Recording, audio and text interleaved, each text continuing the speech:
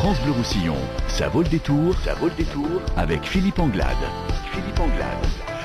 Et Art Mengo qui est avec nous ce soir, c'est un plaisir de vous recevoir comme je vous le disais précédemment. Vous êtes à Perpignan, vous jouez au Centro Espagnol ce soir dans le cadre du Perpignan Art Déco. Alors le lien c'est que l'Art Déco c'est les années 30 oui, et c'est l'époque de la retirade. Voilà. Et vous êtes un petit-fils de la retirade. Je suis un enfant de la retirade, effectivement. Mes parents ont passé les Pyrénées. Bon, eux, ils font partie de la 3e salve. Ils ont passé les Pyrénées en 48. Oui. Ma mère était enceinte de ma 2e sœur. Elle avait déjà ma première sœur à la main. Ouais. Et voilà, ils ont pris un guide et pendant 3 jours, ils ont passé les Pyrénées. Ils ont atterri à Perpignan. Hein. De là, ils ont été dirigés vers des camps. Et ensuite, après, il est parti vers Paris. Puis il est revenu vers Toulouse parce qu'il y avait plus d'Espagnols qu'à Paris. Voilà, c'est ça. À Toulouse, il y avait une grosse communauté. Voilà, à Toulouse, il y avait une grosse communauté espagnole. Et puis, tous les gens... Enfin, mon père est de Valence. Donc, le catalan, je le comprends. Voilà, puisque le valencien, c'est un peu la même chose. Et du coup, c'est vrai que il y a eu une grosse communauté valenciane à Toulouse. Oui. Voilà, ils sont restés à Toulouse et depuis, on s'est tous installés là-bas, quoi. Et on revient l'été de temps en temps, quand on peut, quoi. Sur Valencia. Sur Valence, sur Cuilleras, ça s'appelle. C'est juste à côté de Valence. Et vous, quand même, vous vous considérez comme un chanteur toulousain. Hein. Quand moi, vous présentez, vous dites, je suis un chanteur toulousain. Oui, moi, je suis quand même, même français, pour prendre plus large. Hein. Oui. Mais c'est vrai que je chante peu en espagnol. J'ai chanté de temps en temps en espagnol, mais voilà, j'ai un peu oublié mes racines. Mais j'ai pas oublié dans l'esprit. Je comprends bien le valencien. Je le parle de moins en moins, mais bon, j'arrive quand même à le parler suffisamment couramment, quand même. C'était la langue maternelle ou pas? Oui, alors moi, ma mère parlait en valencien. Oui, ma mère jusqu'à sa mort, elle m'a parlé en valencien toute sa vie, quoi. Et mon père, alors lui, n'en parlons pas. Lui, il travaillait sur les chantiers, donc du coup, le français, il n'a pas trop bien appris. Oui. Et, il n'avait pas besoin, quoi. Non, il n'avait pas besoin, effectivement. C'est ça. C'est nécessité fait loi. Si on n'a pas besoin, on fait pas, quoi. Exactement. Donc c'est vrai que ma mère parlait beaucoup mieux que mon père en français, mais elle s'est jamais adressée à ses enfants en français, jamais. Et c'était un handicap ou une richesse au final? Je crois que forcément c'est une richesse puisque on arrive à ça ouvre l'esprit hein, d'avoir une autre façon de penser parce que c'est aussi notre façon de penser, de voir les choses et de voir la vie quoi. C'est notre philosophie donc. Ça vous a jamais permis de rencontrer par exemple Étienne Rodagil qui était un garçon qui était issu des mêmes origines, du même coin de France, installé dans le même coin de France? Et ouais, je le regrette énormément parce que c'est quelqu'un dont je suis très très fan. J'ai beaucoup aimé les textes, notamment quand il a travaillé pour Julien Clerc. C'était terrible. Non, et je l'ai rencontré, on s'est croisés, mais on n'a jamais vraiment discuté ensemble. On va écouter une chanson que j'ai choisie dans votre répertoire.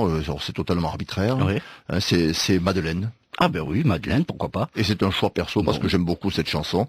Et on rediscute ensemble de ce que vous allez proposer ce soir au Centro Espagnol de Perpignan, Art Mengo et sur France Bleu Roussillon. Armengo sur France Bleu Roussillon. Je dis Armengo parce que c'est votre nom de famille. Oui, je m'appelle Michel Armengo. Voilà. J'ai pas trop embrouillé sur le nom. Voilà, on a viré le Michel et on s'est dit allez Armengo, ça sera bien. Et ça l'a fait. Oui. La preuve, c'est que vous avez une très belle notoriété avec la chanson Les Parfums de sa vie, qui a été votre plus gros succès quand même. Qui a été le premier, le plus gros, je sais pas, mais le premier, ouais. Le premier, c'est pas le plus gros parce que j'ai vu dans votre Wikipédia que vous disiez j'ai fait 2 succès.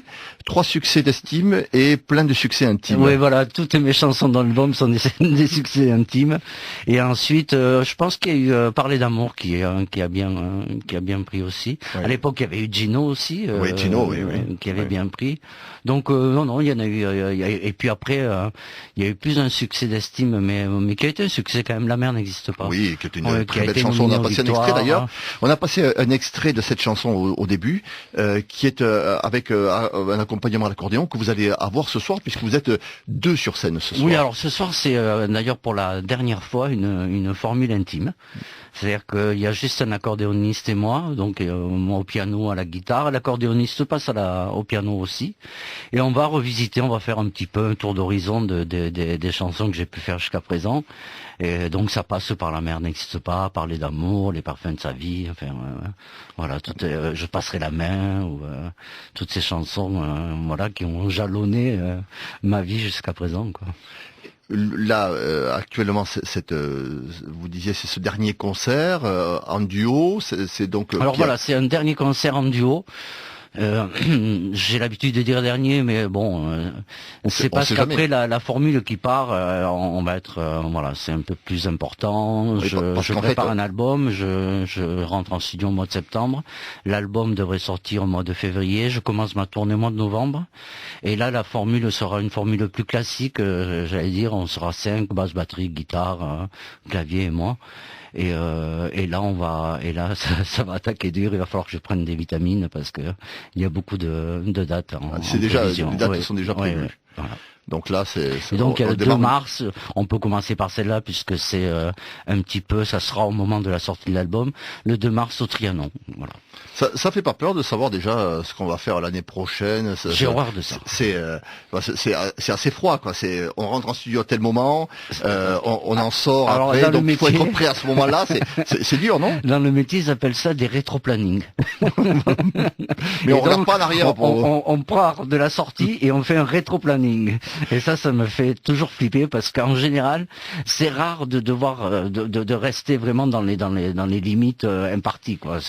Il arrive très souvent qu'on dépasse, soit on dépasse dans le temps, soit on dépasse en budget, soit les choses se font pas quand et donc forcément, mais bon, on essaie de se tenir à ça. En tout cas, le 2 mars, le Trianon, et au mois de février, la sortie de l'album. Et puis il y a plusieurs métiers dans votre métier. Il y a le moment où vous interprétez les chansons et le moment où vous les écrivez et les composez. C'est pas la même chose. Oui, il y a une partie à l'ombre, une partie à la lumière. Ouais, c'est Là, vous êtes dans cette phase de préparation, je suppose. Là, on est bon. Moi, ça y est, j'ai toutes mes chansons. Là, pour la première fois de ma vie, je vais laisser les clés du camion à quelqu'un. C'est-à-dire que c'est quelqu'un qui va réaliser mon album pour moi. Donc voilà, je me la joue un peu luxe. C'est une personne dont je suis très fan. Et c'est qui? Donc là, moi, j'ai fait toutes les chansons, j'ai fait les arrangements, et cette personne va la réaliser. C'est-à-dire que c'est lui qui va faire le casting des musiciens, c'est lui qui va choisir le studio, c'est lui qui va choisir la personne avec qui mixer. Donc, et c'est un garçon qui s'appelle Clément Ducol, qui a fait Mélodie Gardot, qui a fait beaucoup de choses. Voilà. Et les musiciens, c'est ceux qui vont être ensuite sur la tournée? Il y a des chances. Ouais, en général, on essaye de faire en sorte que les musiciens qui enregistrent en studio passe ensuite sur scène, ne serait-ce que pour économiser déjà. En répétition, ça fait moins cher, mais ouais, on essaye d'avoir le même musicien. Et puis avoir le même son.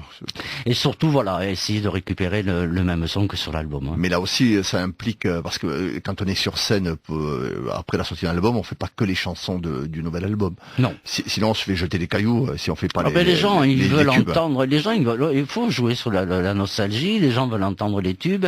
Absolument. Et puis les tubes, il faut les faire, il faut les habiller chaque fois autrement. C'est ce qui est intéressant. Hein. Si on devait jouer chaque fois dans les arrangements originaux les chansons, ce serait assez pesant. Et du coup, moi, j'aime bien ça parce que en fonction de l'équipe qui nous accompagne, les arrangements sont différents. Donc ça, on habille les chansons différemment. Et parfois même, comme là ce soir, quand on fait accordéon-voix, quand je fais les parfums de sa vie, j'ai l'impression que le texte prend toute sa mesure à ce moment-là, quoi, parce qu'il y a une intimité qui passe, et tout d'un coup, le texte, il raconte quelque chose de plus. Et j'aime bien ça aussi. J'aime bien ces surprises-là, ouais. Elles changent les chansons, en fait. Elles ont une vie très... Elles sont habillées autrement, voilà. Elles sont habillées autrement, et du coup, elles ont un autre impact. Et c'est vrai que dans la formule de ce soir, bon, je mets en avant les textes, quoi, surtout les textes. Merci beaucoup d'être venu dans les studios de France Bleu Roussillon avant votre concert ce soir 21h au Centre Espagnol de Perpignan. Voilà. Merci à Artmengo d'être dans les studios de France Bleu Roussillon. C'est à 21h. C'est dans le cadre du festival Perpignan Art Déco et on vous attend nombreux au Centre Espagnol. Artmengo vous attend nombreux. Voilà. Merci beaucoup. Merci à vous. Et à très bientôt. Au plaisir de vous retrouver dans ce studio quand vous viendrez chanter avec votre nouvel album et toute la bande. Bonne soirée. Merci. On vous écoute avec les parfums de sa vie.